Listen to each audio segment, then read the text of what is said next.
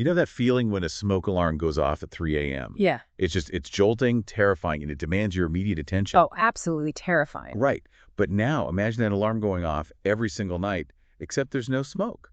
Right. There's no fire at You're all. just lying there in the dark, heart pounding, exhausted, but completely wired. If you're going through menopause, you probably know this scenario all too well. Yeah, it's incredibly common. So today, we're doing a custom-tailored deep dive to figure out exactly why your body is betraying you in the middle of the night. And how a specific protocol, the 3 a.m. reset and its 7-night recovery guide, actually fixes the biology behind it. We really need to emphasize right away that this midnight alertness, it isn't just in your head. It's not, a character flaw or just poor sleep hygiene. So it's a real physical shift. Exactly. It is a highly predictable cascade of biological events. So during menopause, the hormone progesterone, which normally acts like a unnatural relaxant for your brain that just drops off significantly, along with estrogen. Okay, so what is actually happening in the body at 3 a.m.? Like, why that specific time? Well, as those calming safety signals fade, your stress response essentially loses its brakes.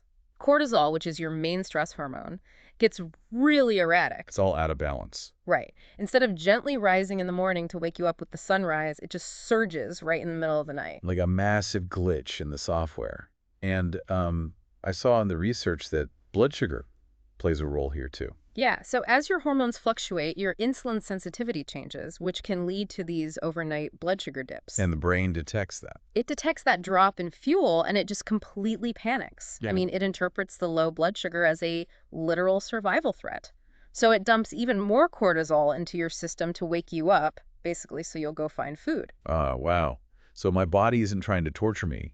It genuinely thinks we're starving and in danger. Precisely. It's blasting a faulty smoke detector to save my life. That is exactly it. And that's why lying there trying to force yourself to breathe deeply or, just will yourself back to sleep rarely works. Because you can't outthink a biological survival alarm. Right. You have to send the body physical signals that it is safe. Okay, so if the problem is my body thinking it's in a crisis, how do I signal safety? Because, my first instinct is just give me a sleeping pill. Sure, yeah. But looking at this 3 a.m. reset protocol, it doesn't look like a standard sedative. No, it's fundamentally different. A sleeping pill essentially sedates you by forcefully depressing your central nervous system. Right. But this 5-ingredient stack is about replacing the specific physiological cues your body is missing. For example, to counteract that racing heart and the cortisol spike, the protocol uses 750 milligrams of taurine and 50 milligrams of apigenin, which is sourced from chamomile. I know chamomile's relaxing, but how do those ingredients actually stop a full-on panic response? So they work directly on the brain's GABA receptors. GABA is an inhibitory neurotransmitter. Think of it as like a dimmer switch for your nervous system. Oh, that makes sense. Yeah, apigenin binds to those receptors and just gently turns the dial down on that neuronal excitability.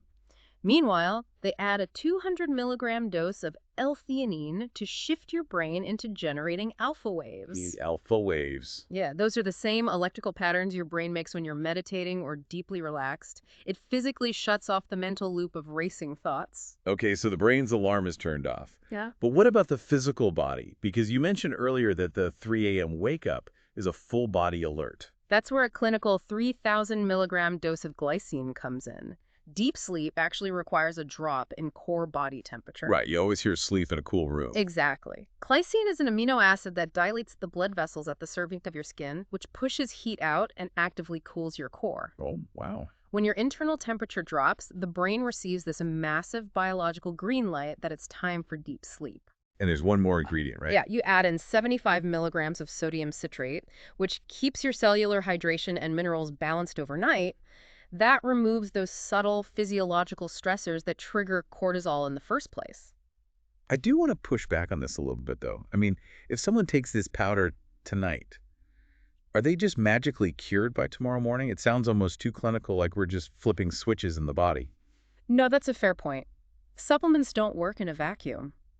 You can take all the glycine in the world, but if you're Bedroom is 75 degrees and you're staring at a bright phone screen. You're sending conflicting signals to your brain. Exactly. That's why the 7-night recovery guide is just as crucial as the ingredients. It's about creating an environment where these biological signals can actually compound. Right, because the guide starts super simple. Mm. Like night 1, you just establish a baseline. Yeah, just get used to it. But by night 2, you're manipulating the environment, cooling the room down to 65 to 68 degrees to actually work with that glycine and dimming the lights early. And then by night 5, you're integrating a wind down routine. So maybe writing down tomorrow's worries so they aren't looping in your head. That's so smart. It takes time for the nervous system to trust that it's safe. While some people do feel it on night 1, most don't see the real sustained shift until night 3 or 4. That's when the new biological routine locks in. So the ultimate takeaway here for you listening, waking up at 3 a.m. is not a sleep failure. It is just unsupported biology. Your system is just desperately looking for balance. Yeah, you just have to give it the right tools and the right environment to find that equilibrium again. It does make you wonder, though. I mean, considering how dramatic these menopausal shifts feel, maybe the problem isn't just the biology itself. How do you mean? What if our modern environments, the artificial heating, the glowing screens, the constant ambient stress, what if they're actually creating an evolutionary mismatch that makes this natural biological transition so much harder than it was for our ancestors? Just something to think about tonight.